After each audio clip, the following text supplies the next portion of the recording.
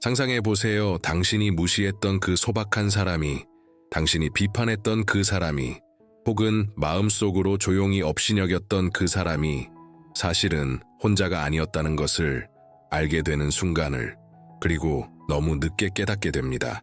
하나님께서 당신의 모든 말, 모든 행동, 그리고 마음의 모든 의도를 지켜보고 계셨다는 사실을, 성경은 많은 사람들이 한 번도 깨닫지 못한 충격적인 사실을 드러냅니다.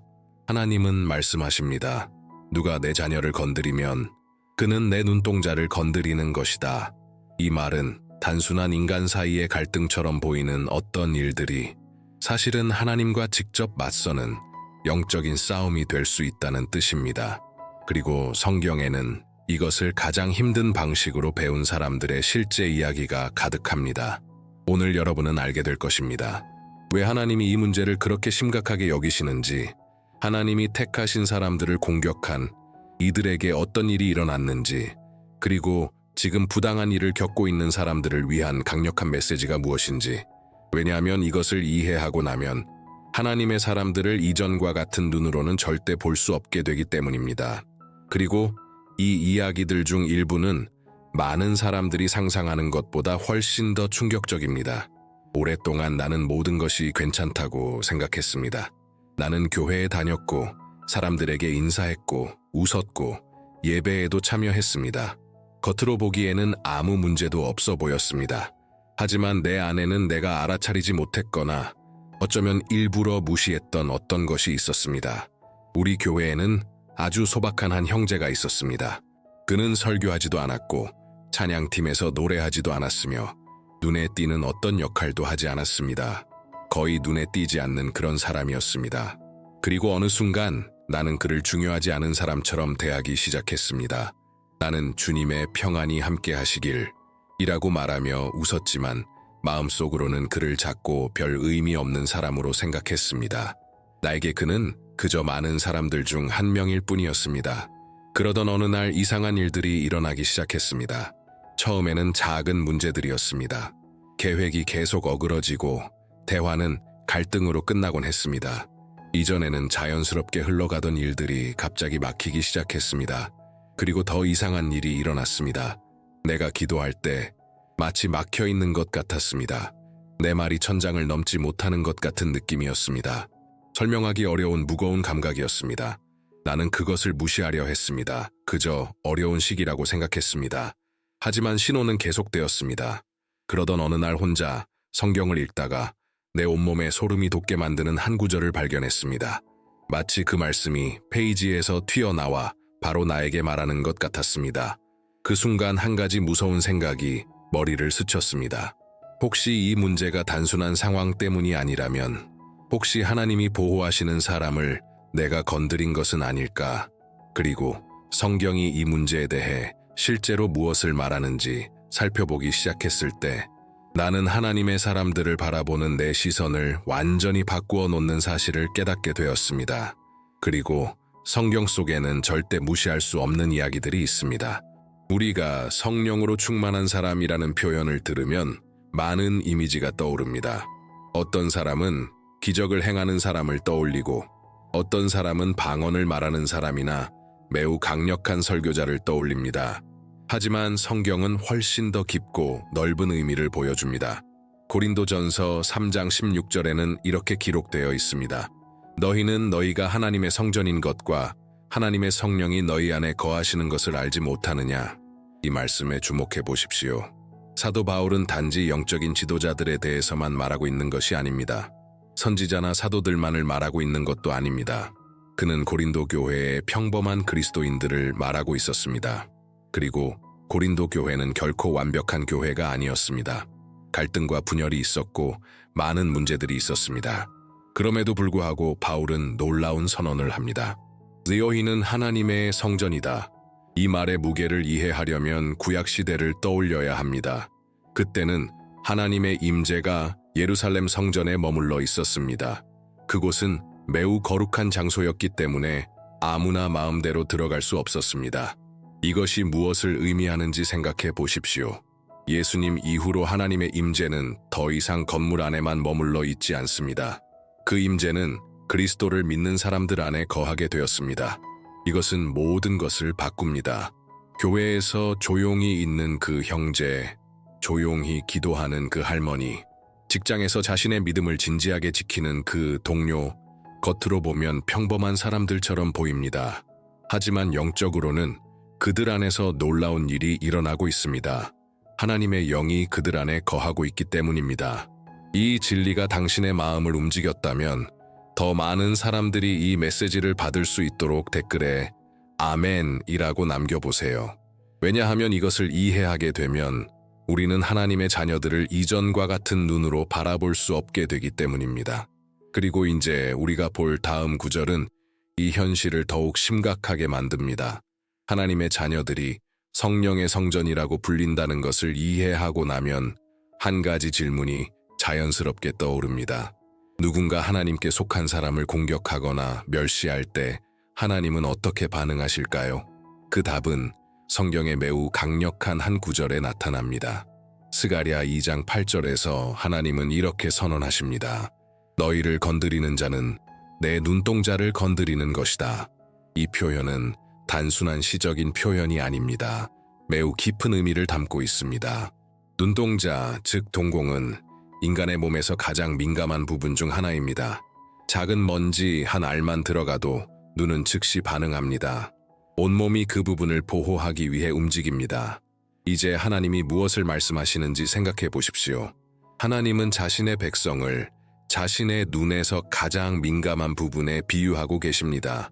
이것은 누군가 하나님의 자녀를 상처 입히면 하나님에게 그것이 먼 이야기나 사소한 일이 아니라는 뜻입니다. 그것은 개인적인 일입니다. 그분이 느끼시는 일입니다. 그분이 반응하시는 일입니다. 우리는 종종 사람들 사이의 갈등을 보며 단지 인간적인 문제라고 생각합니다. 성격 차이, 오해, 혹은 평범한 경쟁이라고 생각합니다. 하지만 성경은 어떤 경우에는 상황이 우리가 생각하는 것보다 훨씬 더 깊을 수 있다고 말합니다. 왜냐하면 누군가 하나님께 속한 사람을 공격하고 모욕하고 박해하기로 선택할 때 그 행동은 인간적인 수준을 넘어설 수 있기 때문입니다. 그리고 영적인 문제가 됩니다. 하나님 자신이 직접 관련되는 일이 됩니다. 성경에는 하나님이 이런 상황에서 침묵하지 않으신 순간들이 여러 번 기록되어 있습니다. 그 이야기들 중 일부는 매우 놀랍습니다. 그리고 다음 이야기는 주님께서 직접 주시는 경고입니다. 스가랴의 구절이 이미 강하게 느껴진다면 또 다른 성경 구절은 메시지를 더욱 분명하게 합니다. 시편 105편 15절에서 하나님은 이렇게 선언하십니다. 내 기름 부음 받은 자들을 건드리지 말며 내 선지자들을 해하지 말라. 이 말은 평온한 시기에 나온 말이 아닙니다. 오히려 하나님의 백성이 매우 취약한 상황에 있을 때 나온 말씀입니다. 그 당시 이스라엘은 아직 큰 나라가 아니었습니다. 그들은 여러 외국 땅을 떠돌며 살고 있었고 더 강한 민족들과 강력한 왕들, 훨씬 거대한 제국들 사이에 둘러싸여 있었습니다. 인간적인 관점에서 보면 이스라엘은 약해 보였습니다. 하지만 보이지 않는 곳에서는 놀라운 일이 일어나고 있었습니다. 성경은 그들이 소수였음에도 불구하고 하나님이 그들 때문에 왕들을 꾸짖으셨다고 말합니다. 군대와 정치적 권력, 넓은 영토를 가진 왕들조차도 하나님의 백성을 건드리지 말라는 하나님의 경고를 받아야 했습니다. 이 사실은 매우 중요한 것을 보여줍니다. 하나님이 자신의 자녀들에게 베푸시는 보호는 인간적인 힘, 사회적 지위, 영향력에 달려있지 않습니다. 그것은 하나님이 그들과 맺으신 언약에 달려 있습니다. 겉으로 보기에 어떤 사람은 약해 보일 수도 있고 단순해 보일 수도 있으며 중요하지 않아 보일 수도 있습니다. 하지만 영적으로는 우리가 상상하는 것보다 훨씬 더 큰 보호 아래 있을 수 있습니다. 그래서 성경은 이 문제를 매우 심각하게 다룹니다.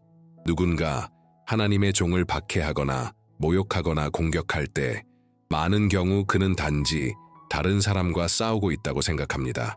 하지만 실제로는 훨씬 더 큰 존재와 충돌하고 있을지도 모릅니다. 그리고 이제 우리가 볼 이야기들은 하나님이 여러 번 이런 상황에 직접 개입하셨다는 것을 보여줍니다.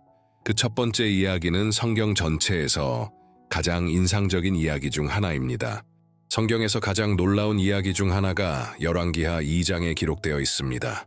선지자 엘리야가 하늘로 들려 올라간 후 엘리사는 이스라엘에서 선지자 사역을 이어가는 책임을 맡게 되었습니다. 그는 이제 하나님께 선택받은 사람으로 인정받고 있었습니다.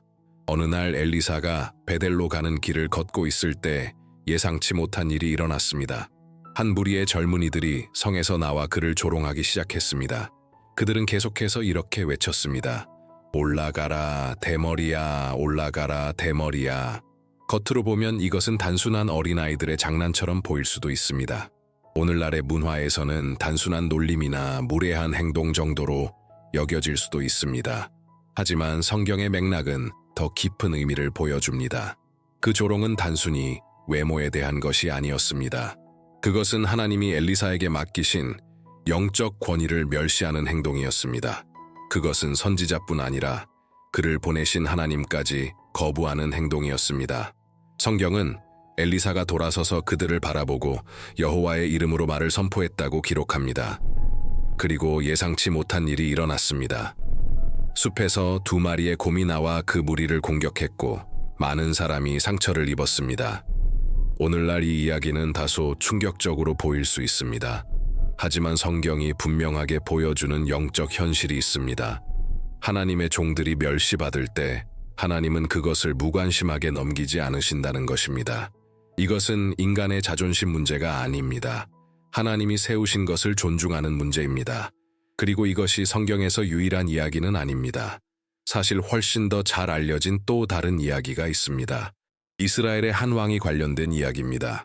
성경에서 하나님이 선택하신 사람을 박해했을 때 어떤 결과가 나타나는지를 보여주는 이야기들 가운데 사울과 다윗의 이야기는 가장 분명한 예 중 하나입니다. 사울은 하나님께 직접 선택되어 이스라엘의 첫 번째 왕이 되었습니다. 그는 권위와 명예, 그리고 많은 사람들이 평생 얻지 못할 위치를 받았습니다. 하지만 시간이 지나면서 사울의 마음속에 어떤 것이 자라기 시작했습니다. 질투. 다윗이 골리앗을 쓰러뜨리고 백성들의 존경을 받기 시작했을 때 이스라엘 전역에 한 문장이 울려 퍼졌습니다. 사울은 수천을 죽였고 다윗은 수만을 죽였다. 그 순간부터 사울은 다윗을 더 이상 동료로 보지 않았습니다. 그는 다윗을 위협으로 보기 시작했습니다. 문제는 다윗이 단순히 재능 있는 젊은이가 아니었다는 것입니다. 그는 하나님께서 선택하신 사람이었습니다. 그럼에도 불구하고 사울은 그를 박해하기로 결정했습니다. 여러 번 그를 죽이려고 했습니다. 군사들을 보내 뒤쫓게 했습니다. 그리고 하나님이 기름 부으신 사람을 향한 집착 속에서 자신의 삶을 소모해 갔습니다. 하지만 이상한 일이 일어나기 시작했습니다. 사울이 다윗을 무너뜨리려 할수록 사울 자신의 삶이 무너지기 시작했습니다. 평화가 사라졌습니다. 하나님의 임재가 떠났습니다. 신하들도 그를 더 이상 신뢰하지 않게 되었습니다. 점점 큰 약속 속에서 시작했던 그 왕은 혼란과 두려움, 그리고 고립 속으로 빠져들었습니다. 반면에 박해받던 다윗은 계속해서 하나님에 의해 준비되고 있었습니다. 그리고 마침내 정해진 때가 되었을 때 예상할 수 없던 일이 일어났습니다. 동굴을 전전하며 도망치던 그 사람이 이스라엘 역사상 가장 위대한 왕이 되었습니다. 이 이야기는 우리에게 하나의 질문을 남깁니다. 가까운 사람들까지 하나님의 종을 비판하기 시작하면 어떻게 될까요? 우리는 종종 하나님의 종들을 향한 가장 큰 공격이 멀리 있는 적들로부터 온다고 생각합니다. 하지만 성경은 놀라운 사실을 보여줍니다. 어떤 때는 비판이 바로 가족 안에서 시작되기도 합니다. 이 일은 모세에게 일어났습니다.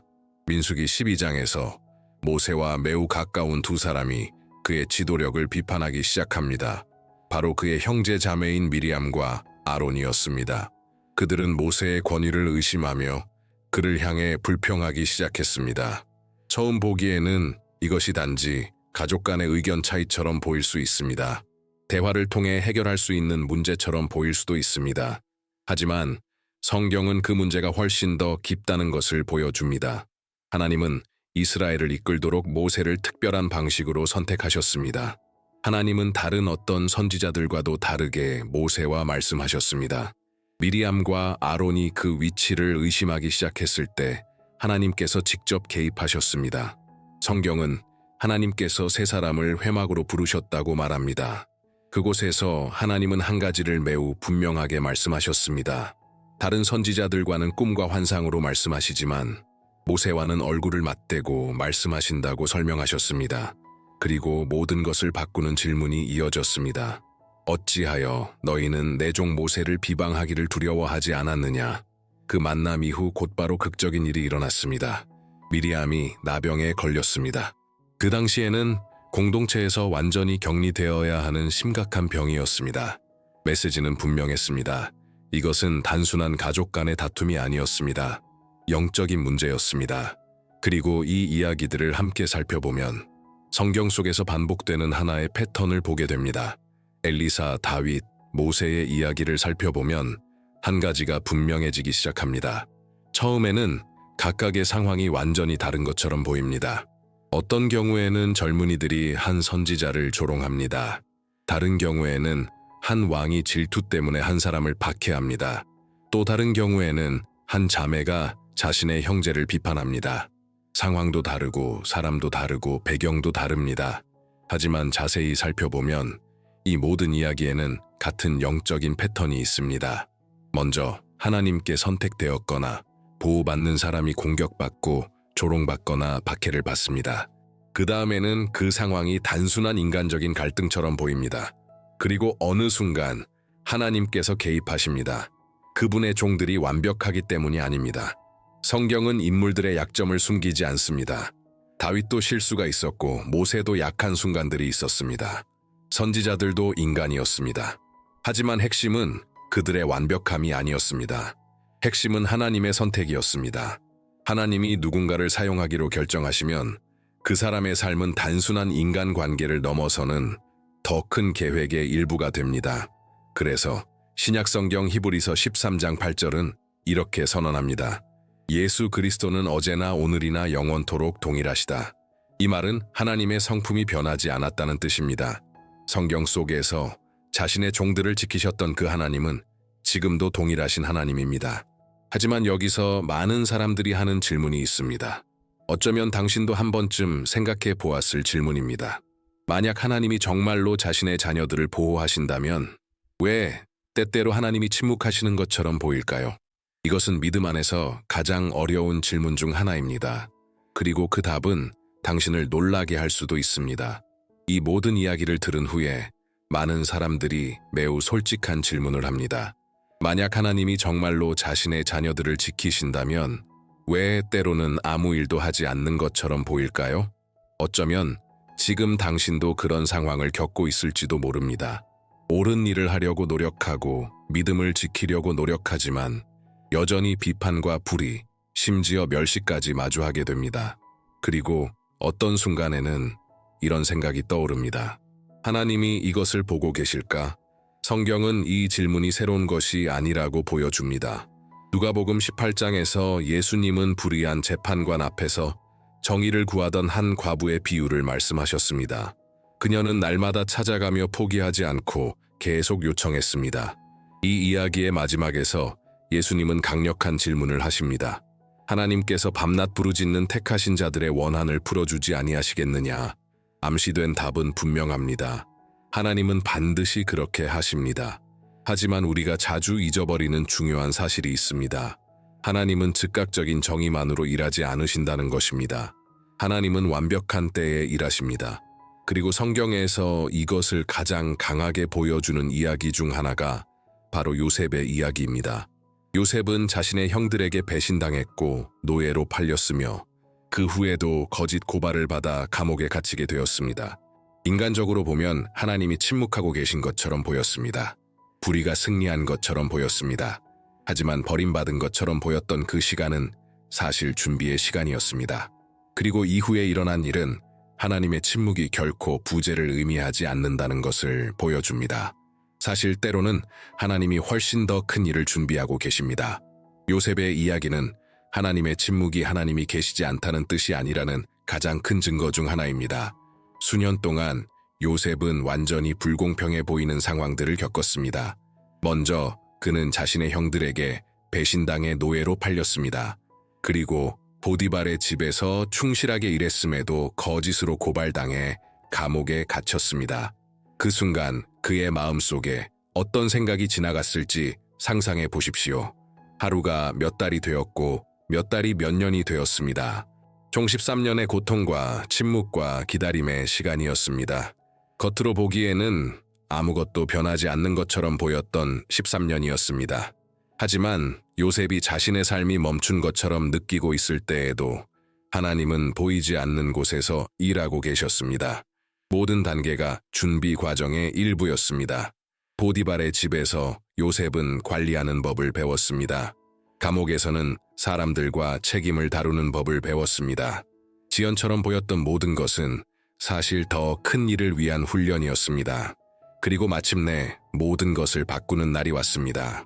이집트의 바로가 아무도 해석할 수 없는 꿈을 꾸었습니다. 그때 누군가 꿈을 해석할 수 있는 히브리 청년이 감옥에 있다는 것을 기억했습니다. 요셉은 급히 불려 나왔습니다. 단 몇 시간 만에 그의 인생은 완전히 바뀌었습니다. 그날 감옥에 있던 한 사람이 감옥에서 나와 이집트 전체의 총리가 되었습니다. 13년의 침묵은 아무도 상상할 수 없던 반전으로 끝났습니다. 이 이야기는 우리에게 중요한 사실을 상기시켜 줍니다. 하나님이 늦어 보일 때 사실은 우리가 상상하는 것보다 훨씬 더 큰 결과를 준비하고 계실 때가 많습니다. 하지만 또 하나의 중요한 질문이 있습니다. 왜 어떤 사람들은 믿음을 따라 사는 사람들에게 강한 거부감을 느끼는 것처럼 보일까요? 많은 그리스도인들이 인생 어느 순간에 깨닫는 흥미로운 사실이 있습니다. 때로는 단지 믿음을 따라 살려고 노력하는 것만으로도 어떤 사람들에게 이상한 반응을 일으키는 것처럼 보입니다. 논쟁할 필요도 없습니다. 누군가를 비난할 필요도 없습니다. 때로는 단지 당신의 태도 자체가 누군가를 불편하게 만들기도 합니다.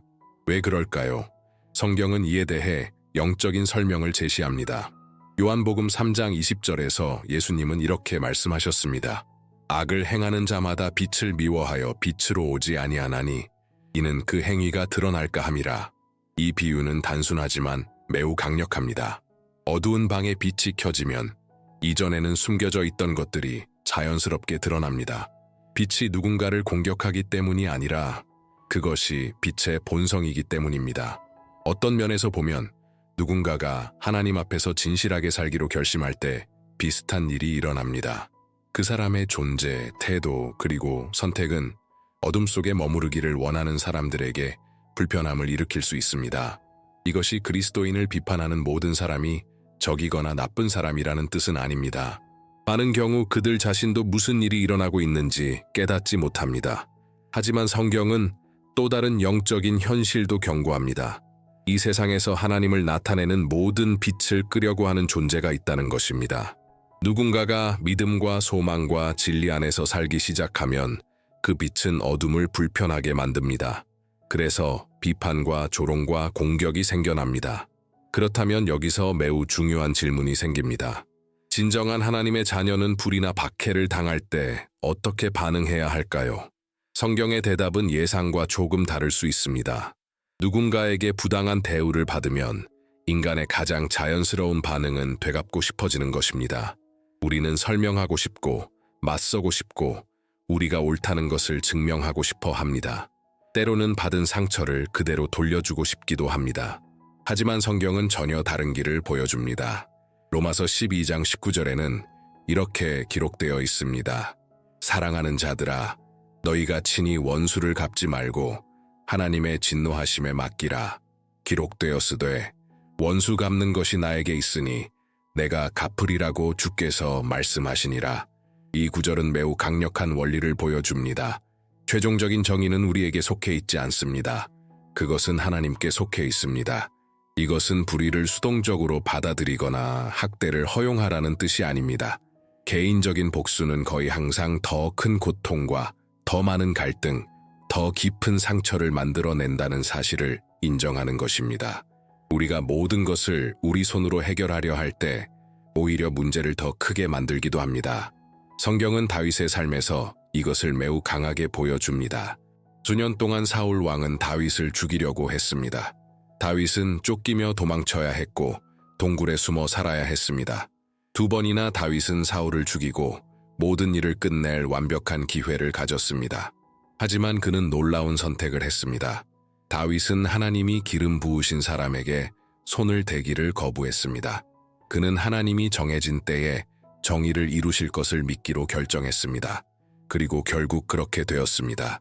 시간이 지나 사울은 무너졌고 다윗은 하나님에 의해 이스라엘의 왕으로 세워졌습니다. 이 이야기는 중요한 사실을 보여줍니다. 상황을 하나님 손에 맡기는 것은 약함이 아닙니다. 오히려 그것은 사람이 취할 수 있는 가장 강력한 영적인 태도일 수 있습니다. 그리고 이 메시지는 지금 조용히 고통받고 있는 사람들에게 특히 중요합니다. 어쩌면 지금 이 말을 듣는 동안 어떤 특정한 상황이 떠오르고 있을지도 모릅니다. 당신의 믿음 때문에 조롱을 받고 있을지도 모릅니다. 하나님을 따르기 때문에 누군가에게 무시를 당했을지도 모릅니다. 혹은 주변 아무도 알아주지 않는 불의를 겪고 있을지도 모릅니다. 만약 그것이 당신의 이야기라면 성경이 여러 번 반복하는 한 가지 진리가 있습니다. 하나님은 모든 것을 보고 계십니다. 어떤 눈물도 하나님 앞에서 사라지지 않습니다. 시편 56편 8절에는 매우 감동적인 표현이 있습니다. 나의 유리함을 주께서 계수하셨사오니 나의 눈물을 주의 병에 담으소서. 이것이 주의 책에 기록되지 아니하였나이까? 이 말씀은 하나님이 자신의 자녀들의 고통을 무시하지 않으신다는 것을 보여줍니다. 모든 눈물, 모든 고통의 순간, 그리고 조용히 드려진 모든 기도를 하나님은 알고 계십니다. 다른 사람이 이해하지 못할 때에도, 아무도 듣지 않는 것처럼 보일 때에도 하나님은 알고 계십니다. 그리고 오늘 단지 고통처럼 보이는 일이 미래의 간증의 일부가 되고 있을 수도 있습니다. 변화의 이야기는 대부분 그 목적이 드러나기 전에 어려운 순간들을 지나갑니다. 그러므로 당신이 이런 시간을 지나고 있다면 낙심이 당신의 믿음을 꺼버리게 하지 마십시오. 계속 걸어가십시오. 계속 믿으십시오. 계속 당신의 삶을 하나님 손에 맡기십시오. 왜냐하면 감옥에 있던 요셉을 보셨던 하나님, 동굴을 떠돌던 다윗을 보셨던 하나님, 비판받던 모세를 보셨던 하나님은 지금 당신도 보고 계시기 때문입니다. 그리고 이 영상을 마치기 전에 우리 모두가 스스로에게 던져야 할 매우 중요한 질문이 하나 있습니다. 지금까지 우리가 본 모든 것을 생각해 보면 우리 각자가 진지하게 스스로에게 물어야 할 질문이 있습니다. 우리는 우리 주변에 있는 하나님의 사람들을 어떻게 대하고 있을까요? 우리는 종종 큰 영적 지도자들만이 존중과 명예를 받을 자격이 있다고 생각합니다.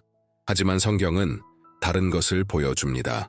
마태복음 25장 40절에서 예수님은 이렇게 말씀하셨습니다. 내가 진실로 너희에게 이르노니 너희가 여기 내 형제 중에 지극히 작은 자 하나에게 한 것이 곧 내게 한 것이니라. 이 말씀의 중요한 부분을 보십시오. 예수님은 위대한 사람들만 말씀하신 것이 아닙니다. 많은 사람들의 눈에 띄지 않는 가장 작은 사람들을 언급하셨습니다.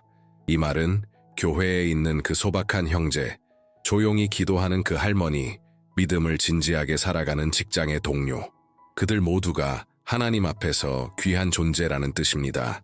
만약 오늘 이 메시지를 들으며 어떤 사람이 떠올랐다면 어쩌면 당신이 무관심이나 조급함 혹은 멸시로 대했던 사람일지도 모릅니다. 아직 변화할 시간이 있습니다. 그 사람을 위해 기도할 수 있습니다. 용서를 구할 수 있습니다. 하나님의 자녀들을 존중과 사랑으로 대하기로 선택할 수 있습니다.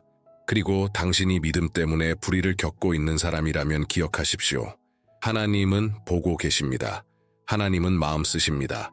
그리고 하나님은 정확한 때에 일하십니다. 이 메시지가 당신의 마음에 닿았다면 채널을 구독하고 좋아요를 누르고 이 영상을 가족과 친구들 그리고 교회 형제자매들과 나누어 주세요. 그러면 이 말씀이 더 많은 사람들에게 전해질 수 있습니다. 끝까지 시청해 주셔서 진심으로 감사합니다. 하나님께서 당신의 삶을 축복하시고 당신의 믿음의 여정을 굳건하게 하시기를 바랍니다.